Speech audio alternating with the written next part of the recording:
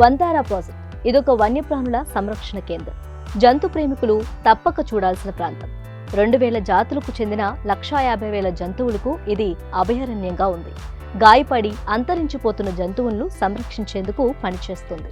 జంతువులు సహజ వాతావరణంలో పునరావాసం పొందేలా ప్రత్యేక శిక్షణతో కూడిన సంరక్షణ కేంద్రంగా దీనిని అభివృద్ధి చేశారు.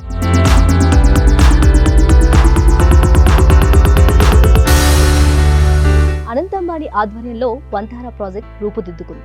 జామ్నగర్ రిఫైనరీ ప్రాంగణంలో 3,500 ఎకరాల్లో ఇది విస్తరించింది. అందులో 3,000 ఎకరాలు అడవిని సృష్టించారు. ఈ కేంద్రాన్ని ప్రధాని మోడీ గత ఏడాది ప్రారంభించారు. రీసెంట్ గా విజిట్ చేశారు. వంతారాలోని వన్యప్రాణుల ఆసుపత్రిని సందర్శించారు మోడీ. అక్కడ జంతువుల కోసం ఏర్పాటు చేసిన ఎంఆర్ఐ, సిటీ స్కాన్, ఐసీయూ మొదలైన వాటితో కూడిన పశువైద్య సౌకర్యాలను వీక్షించారు.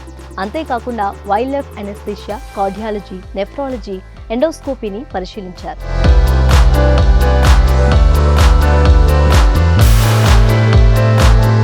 భారతదేశంలోని తొలిసారిగా వంతారా ప్రాజెక్టును ప్రత్యేకంగా రూపొందించారు. ఇందులో ప్రత్యేకమైన హాస్పిటల్ సహజ సిద్ధంగా ఉండేలా కొండలను, గుట్టలను ఏర్పాటు చేశారు. ఈ కేంద్రం సుమారు 200 ఎలుగుబంటులను, 300 కంటే ఎక్కువ పెద్ద పులుల్ని, 300 కంటే ఎక్కువ హెర్బివోర్లను, 1200 కంటే ఎక్కువ రెఫైట్లను సంరక్షిస్తోంది. ఈ పార్కులో ఆసియాటిక్ సింహం, చిరుత, ఒక కొమ్ము గల ఖడ్గమృగం, జిరాఫీ, చింపాంజీ, ఒరంగుటన్, క్రొకోడైల్స్, ఏనుగులు, గోల్డెన్ టైగర్స్, పెద్ద పాములు, అరుదైన ఆఫ్రికన్ లయన్లు ఉన్నాయి.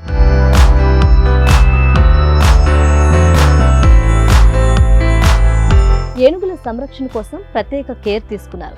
ఈ ప్రోగ్రాం కింద 200 కంటే ఎక్కువ ఏనుగులను ఇక్కడకు తీసుకొచ్చారు. ప్రపంచంలో అతిపెద్ద ఏనుగుల ఆసుపత్రిని ఇక్కడ ఏర్పాటు చేశారు. ఏనుగుల కోసం శాస్త్రీయంగా రూపొందించిన డే అండ్ నైట్ ఎన్క్లోజర్లు, హైడ్రోథెరపీ పూల్స్, వాటర్ బాడీస్ ఉన్నాయి. ఈ పార్కులో 25 మిలియన్ చెట్లు ఉన్నాయి. 3,000 ఎకరాల్లో అడవిని సృష్టించారు. ఇది world largest rescue operation for wild life.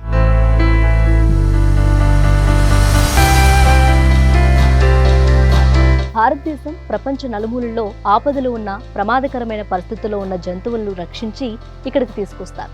ఇందుకు పెద్ద షెల్టర్లు, ఎంక్లోజర్లు ఏర్పాటు చేశారు. పునరావాస కేంద్రంలో సుమారు 2,100 కంటే ఎక్కువ మంది సిబ్బంది పనిచేస్తారు. ఇప్పటి వరకు భారతదేశం నలుమూలల నుంచి దాదాపు 200 చిరుతపులను రక్షించారు. 1000 మొసళ్లను రక్షించారు. ఆఫ్రికా, స్లోవేకియా, మెక్సికోలో సౌకర్యాలు లేక తీవ్రంగా బాధపడ్డ జంతువులను కాపాడారు.